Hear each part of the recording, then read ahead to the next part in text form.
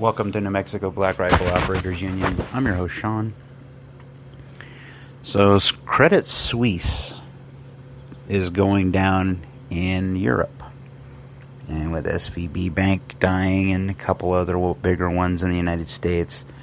And the economy basically reeling from, well, stupidity. And rich people making poor people poorer. And rich people making rich people richer. It makes me think about what we would have to do and in the world that may be coming. During the COVID stuff, you probably should have got a black rifle. And if you haven't got one, I would have to tell you right now, without rule of law is what this situation is called. If you had one rifle, one gun, I would say pick one that you can maintain, pick one you know very well, and if you don't know either one of those, an AK is the default answer. Now, I would recommend a 5.56 AK. If you have a rifle, I would recommend a 5.56. If you've had any military service in the United States or any of the Western countries, I definitely would talk about getting an AR-15 if you don't already have one. The only reason why I say the AK if you don't have one and you've never been in the military is because there's a knowledge transfer that has to happen with an AR-15, that even if you weren't a combat arms guy in the military, you learned enough about the AR-15 by proxy through the M16. The AR-15 has a lot of the similarities. It just doesn't have the giggle switch, which that's the primary one. That means that they're a little simpler to take care of, but they're a little more complicated. So there's some things you would need for an AR-15. For instance, like I would recommend gas rings for your bolt carrier group. I'd recommend an extra bolt. I'd recommend some extra pins, little pins and little springs. It's the only problem I've ever seen with AR-15s is they have a lot of little parts that break at different times, and they're easily field replaceable. A few of them can cause a gun to not work, gas rings specifically, but that is not one I would want to replace in the field. Extractors would be another thing. Extractor springs, a little donut ring if you choose, and definitely plenty of magazines. And the AR-15 magazines are at the market right now. Probably the best value you can get is probably Magpul. I've not had a problem with Magpul, but I've had a few friends that have. The military has went to the Magpuls, but I would say get enough sufficient ammunition to the tune of at least 1,000 rounds per rifle or pistol that you're going to use or carry, or possibly in this type of situation. Keep in mind that if things get bad enough, you're going to have to be on the move, and that doesn't necessarily mean on mounted vehicle. So the weapon system you choose would have to be mobile, and the ammunition source would have to be light enough for you to carry with you. Now, a 22 is better than a stick in an eye. However, I will tell you that it is probably the least effective weapon for this type of scenario, because what you're talking about, or what I'm thinking is going to happen if it does happen this way, is you'll be fighting your own people, not because you want to, but because they're going to be desperate, hunting for food, hunting for any resource they can get if it gets that bad. A lot of my friends have talked about WRL situations, and it's been a prepper thing forever as to what we would take, what we would use.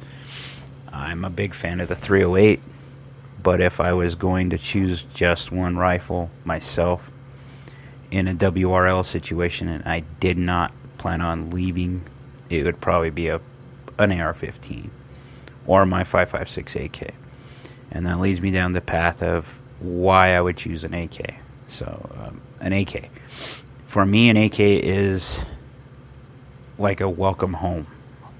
Having it being my first black rifle, and I've talked about this at Infinitum, I know the weapon system in and out. I stock the parts that I keep them on hand, that most AKs, if they ever fail, these are the parts that fail.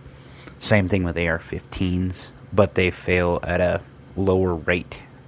Gas rings will go about 3,000 to 5,000 rounds, even when you maintain the gun very well, especially if you don't lube it as much as you need to in the right places. These are just basic piston rings that wear out, and they're not made of super high material, so they're going to wear out. And that's one of the Achilles heels I've seen of the AR-15 is if the gas rings aren't set. And you can do a basic chest on your bolt carrier if you pull your bolt carrier out of a AR-15 style rifle and extend the bolt all the way out just by pushing it out and letting it cam forward, setting it on a flat surface, and if it falls, you need new gas rings. And they're easy to replace. You need a set of 3, and they're cheap to have, and I keep a dozen on hand just for this purpose.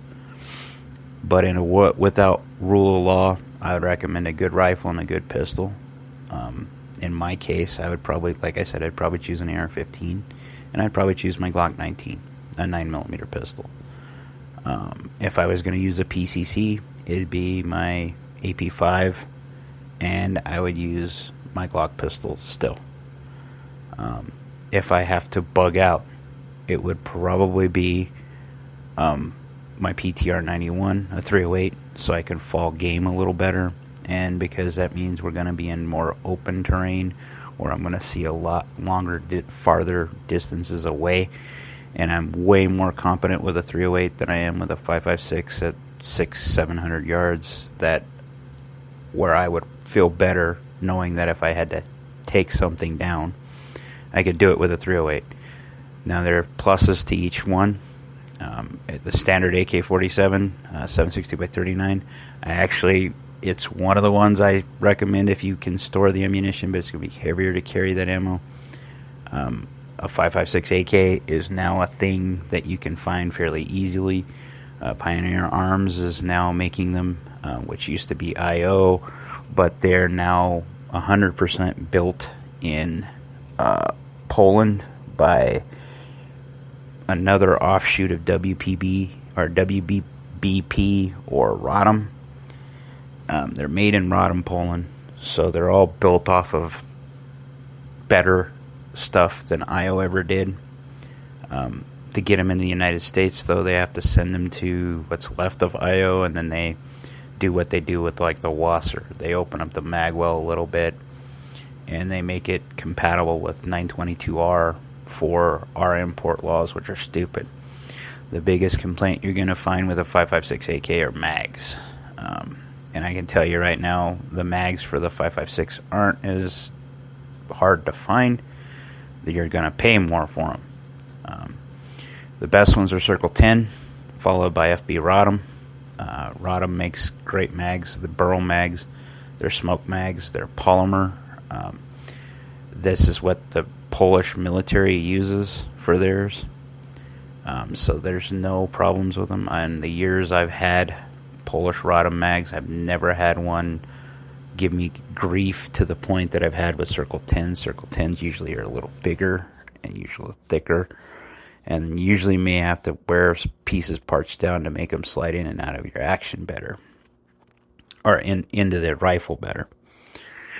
But with an AK, what you would need, or what the parts I would see you could possibly need are, you need a spring, a trigger spring, a firing pin, an extractor, an extractor spring, maybe a set of pins, maybe a recoil spring, and that's probably all you would ever need for an AK until the receiver destroys itself.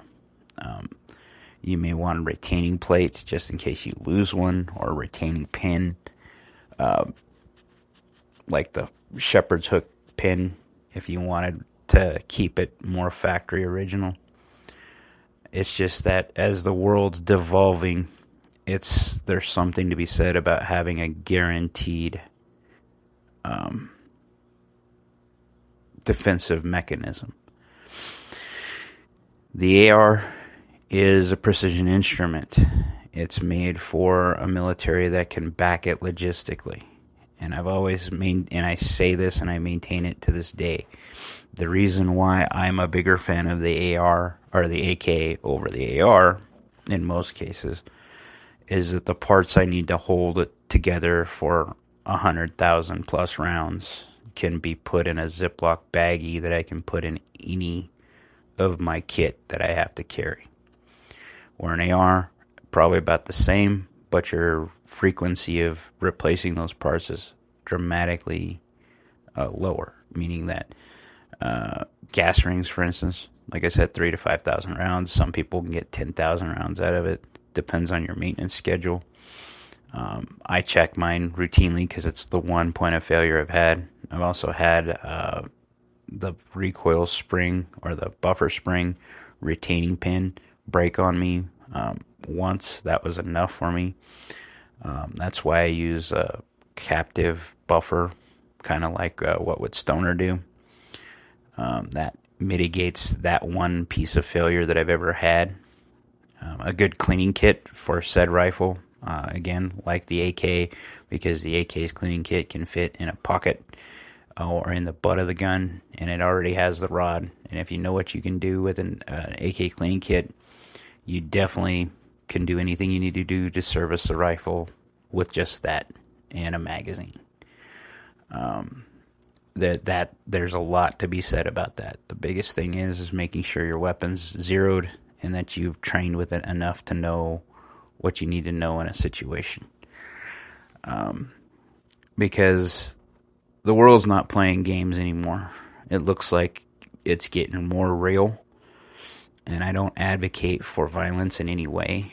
But if violence comes knocking, you should be able to answer the door and be competent at doing what you need to do. And the way it's looking like with bank collapse, because that's the first thing that I think would cause a societal collapse, is if people can't get the resources they need because the money they have is unobtainium or not able to be used. That's when people get desperate really, really quick, and neighbors turn on neighbors a lot quicker, thinking that they can just go get what they need. And that leads to unrest, and you need the most effective tools possible to stop them. Because law enforcement is probably going to be staying home to take care of their family, not be out there. The minute law enforcement stops being on the street and stops doing their job, or first responders in general, that's when you start seeing the sports begin on the streets. And that's where you need to start thinking about what you're going to do, what kind of plans you have. Now, you should have already had some of these plans.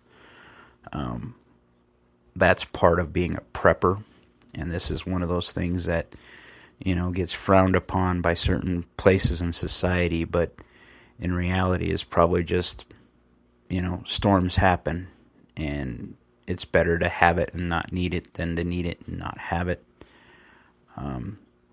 As I tell people all the time, stay strapped or get clapped.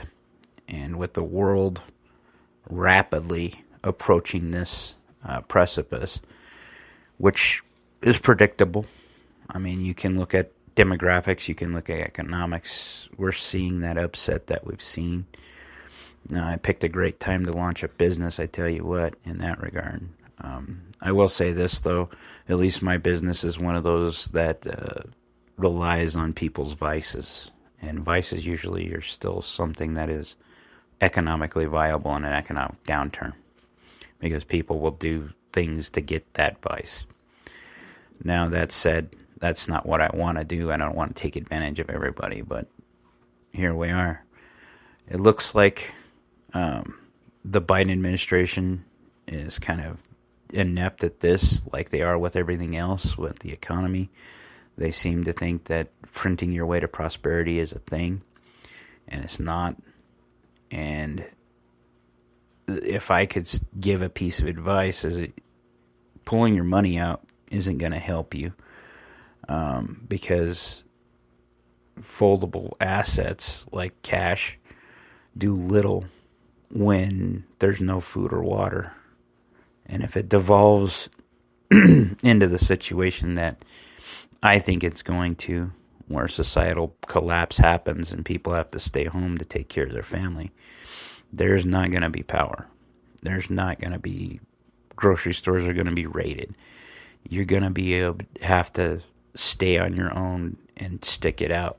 And that's where your bushcraft, or can you hunt, can you fish, your friends and your family that have resources that you have in that complement each other, so you can trade and swap. Your friends, as far as banding together to protect you and yours, and them and theirs, that's going to be a thing. That cooperation. In small towns, I think that's not going to be a problem. In larger cities, I think it's going to look apocalyptic. You take preppy people that think that they're God's gift to humanity, and then take away humanity itself, or what the modern society, and see how they deal. In rural United States, you still know butchers, you still know people that raise cattle, you should probably know how to deal with water issues, or finding water and filtering it. And where we're going, or where we're possibly going, this is just me sounding an alarm bell. If it goes south, it would be that type of scenario you need to think about. It's how you prepare the basics that you need to survive. Can you do it? Can you harden your home? Should you leave your home? If you're in a neighborhood, do you know your neighbors enough to know who's the turds, who's not? Have you ever done an area study, looking at threats in your area? It's not too late, but it's definitely past time that you'd been thinking about these things.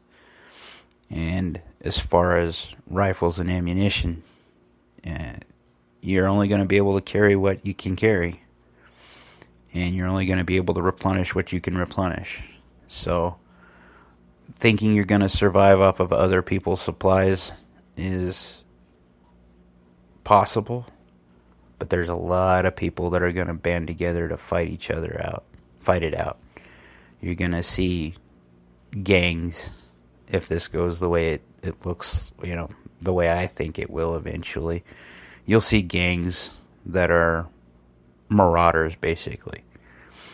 And you fighting a group of marauders is probably fallacy, and you're not going to do it alone. You want to do it with your other friends, your other people you can count on. And that's why I think society is in a little pickle right now. And we'll see. The United States, by and large, I think, is going to be immune to a lot of the stuff that's happening in the world. But it's our response. A run on the banks in the United States could be triggered at any time. It has been to some degree. And as I said, once you see finances start to break down, that's when things start getting sporting. Where it really begins to get really sporting is, think about when the cops, like they said in Ferguson, we can't respond. What do you do then? Did you get enough training? Do you know you can use that weapon you bought? The $2,000 AR that you swindled your wife into buying. Can you actually use it? And when I say use it, you can shoot it. But what happens if it breaks? What are you going to do about it? Do you have enough to get through the first 48-hour operation cycle? If you live in town or you're rural enough, you can get away with a lot less ammunition because you're probably not going to have to leave, probably not have to move. Those of us that live in town, even suburbia, you need to be cognizant, or I'm very cognizant of what I'd have to do to get out and what I'd have to take with me and what means I'd have to do that with. I've checked out different ways of leaving the area either by foot, by motorcycle, by bicycle, by truck, just because that's the type of person I am. So some things to think about if you're really interested in the 5.56 AK. I plan on dropping that tomorrow to talk about the cool new options I'm seeing. I'm just echoing some thoughts that I'm sure you all are having right now and giving you kind of an incomplete checklist of, hey, these are things you need to think about. Like, share, subscribe, be great.